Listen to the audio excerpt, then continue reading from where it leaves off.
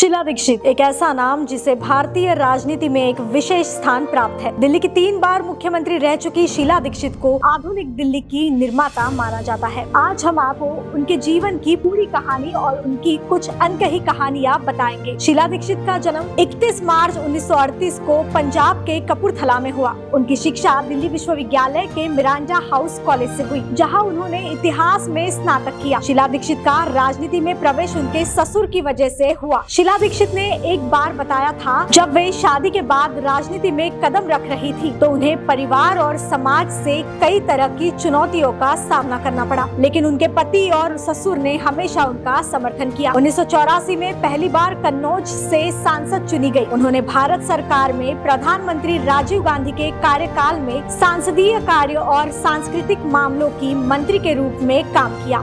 शीला दीक्षित ने महिलाओं के मुद्दों पर मुखर होकर काम किया। राजीव गांधी के साथ काम करते समय उन्होंने एक बार बताया कि उन्हें युवा नेताओं को प्रशिक्षित करने का बड़ा मौका मिला। राजीव गांधी के इंडिया को 21वीं सदी में ले जाने के विजन से वे बेहद प्रभावित थी। 1998 में शीला दीक्षित ने पहली बार दिल्ली की मुख्यमंत्री की जिम्मेदारी संभाली और लगातार 3 बार 1998 से 2013 के बीच मुख्यमंत्री बनी। उनके कार्यकाल में दिल्ली मेट्रो का निर्माण हुआ, फ्लाईओवर और सड़क नेटवर्क का विकास हुआ, यमुना नदी की सफाई के लिए प्रयास किए गए और ऊर्जा आपूर्ति व बिजली वितरण प्रणाली में सुधार हुआ। दिल्ली मेट्रो के शुरुआती दिनों में कई लोग इस प्रोजेक्ट के सफल होने पर शक कर रहे थे। शीला दीक्षित ने DMRC के अधिकारियों से कहा था, ये सिर्फ एक प्रोजेक्ट नहीं बल्कि दिल्ली के लोगों का सपना है, हमें इसे पूरा करना होगा। उनके कार्यकाल के दौरान चुनौतियां भी आई। 2010 के कॉमनवेल्थ गेम्स के दौरान भ्रष्टाचार के आरोप लगे। 2013 के दिल्ली विधानसभा चुनाव में उन्हें अरविंद केजरीवाल से हार का सामना करना पड़ा। अपनी सरकार की योजनाओं की जनता तक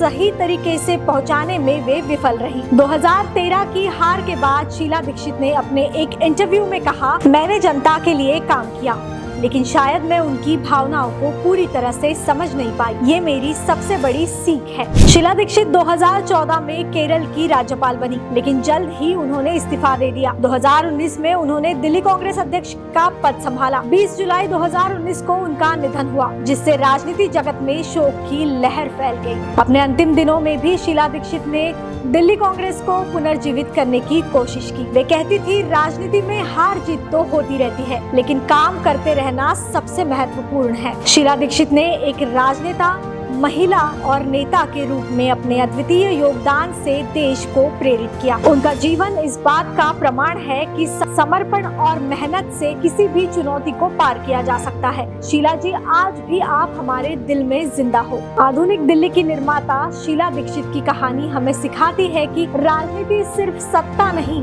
बल्कि सेवा का माध्यम है।